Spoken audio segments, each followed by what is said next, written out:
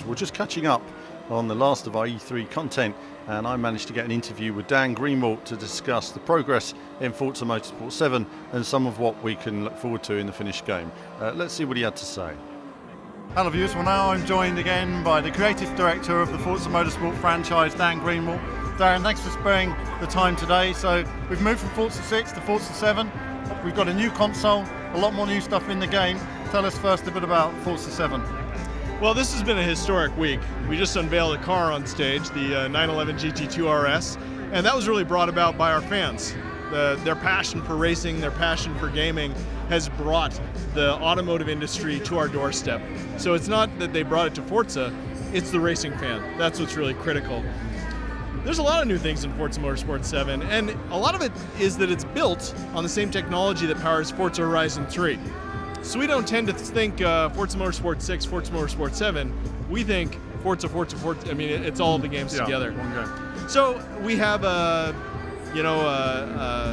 lot of new features coming to the game. Some of them driven by the Xbox One X console itself. So this is the first game built from the ground up for PC and for Xbox One X. And that means it was built for 4K. And a lot of the technology, this is going to sound a lot like car companies, a lot of the technology that came into the game through 4K made the experience on Xbox One and Xbox One S better and brought down our min spec on the PC. So actually more gamers will be part of this community. There's 4.8 million players playing every month in the Forza world. And so reaching them through Windows and Xbox One X is really critical. So the game looks great, it looks beautiful, but there's things we're doing in physics with the weather, there are things we're doing in the way you collect cars in the game, well, all new campaign as well. Cut in there, because I think Play Anywhere was really important for Microsoft to bring in there. I think it certainly seems there's been a learning sort of process for Microsoft in terms of getting games running well on all PCs. Certainly, people are saying, oh, some games are running better now than they were. It's taking time to get everything running really well. I just wanted to mention about the car launch as well. I think, and I've mentioned to you before a couple of years ago, it's great to see these car companies, some car companies like Rolls-Royce and such like that hadn't appeared in a game before, using Forza Motorsport to show their cars for the first time. It's a big deal. I don't think people realise that. These are car companies that have been established for 80, 90 years that are now finally saying you can use our car in a video game. That's a big deal.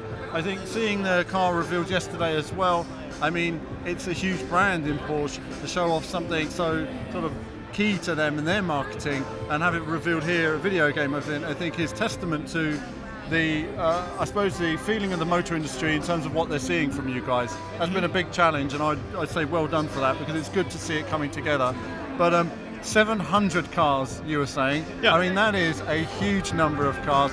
I don't know how you go into modelling all of those and getting that done. It sounds like an organisational monster in bringing it together.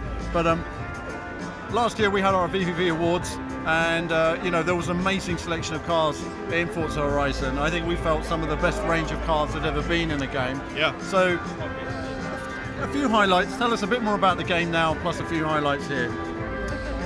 Some highlights from the cars? Yeah, cars, tracks. I noticed we've got Mugello has returned since Forza 2, for example. Great to see. What else can we look forward to?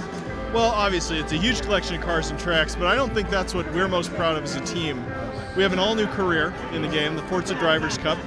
And as you play through the Forza Drivers' Cup, you get series points, and it's broken into different stories of motorsport, similar to what you would have seen in the Porsche expansion last year, 2 years ago in Forza Motorsport 6.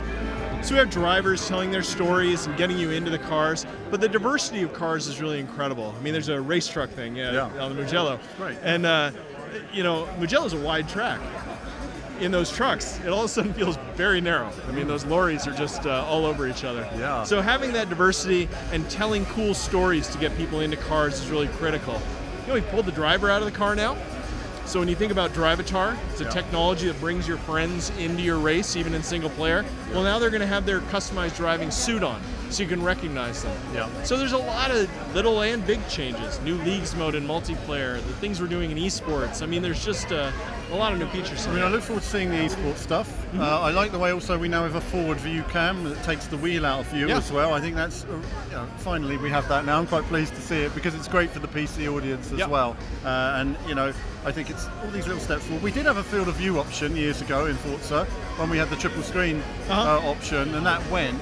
Is that going to be in this one, or still we're not doing field of... Not that it's such a big deal for me because I tend to use the forward view cam, but it's still of interest to PC gamers maybe. Yeah, so the way that was a hack before, right, where people were using the system-linked triple screen to change the field of view. Currently, what we're doing is listening to our fans and adding features based on PC fan requests as well as console fan requests. So yeah, the new view, which is the wheelless view, that really was born out of our PC community asking for that. Okay, now we've got dynamic weather for the first time, and about time too, I might add. It's great to see it finally in the game. I mean, it's something I've wanted for some time in Forza Motorsport, and we finally got there.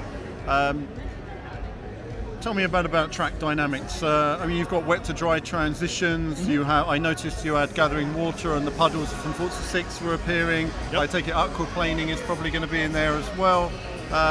What were the challenges in delivering that finally? Because in a way you sort of underplayed it a bit yesterday. It was like, well, there's dynamic weather in there, but that's a big deal now for you guys because it really means you're on par with everybody now. Well, honestly, for us it starts with physics first. And so when you look at Forza Horizon 3, there was a dynamic day-night cycle that was accelerated because that's what you expect in an open world game, be it Red Dead Redemption or an Assassin's Creed. It just made sense for the vision of the game. Motorsport's about competition. Motorsport's about precision. And we start with physics first every time. So for us, looking at things like dynamicism, yes, the clouds move. You're right, we underplayed it. The clouds move, the skies change, weather builds up. For us, it was about the puddles. It's about getting the track wet. It was about doing the research to get it right. Same thing with the heat. We've got UAE and Dubai in one of the new tracks. Incredibly hot. When we captured it, our actual staff was in danger. From the heat, not from anything else. Look at me. I die in the sun, I tell you. Exactly. So we wanted to really capture the physics of dynamicism. That was what was most important to us. Now on Xbox One X, it looks beautiful, of course, and it is dynamic. But we focus on what the driver is going to experience. And when you think about esports and giving people a new experience every time that they go to the track, that's really important to us. So we don't look at, I don't know, I guess I'd say the dynamics to us is physics first. Okay, let's talk physics now. Yeah. Tell me, what are the, we'll get to that, you see. What are the key differences now in physics? I'm playing the game, what are the key differences I'm going to notice in terms of how the car handles and performs?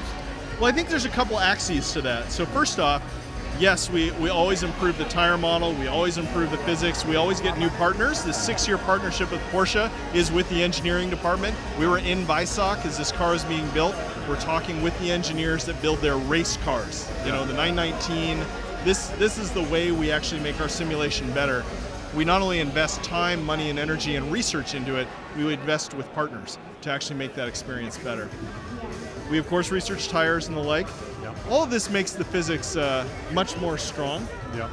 But the other side of that, the other dimension, when I'm saying it's multiple axes, is the assists.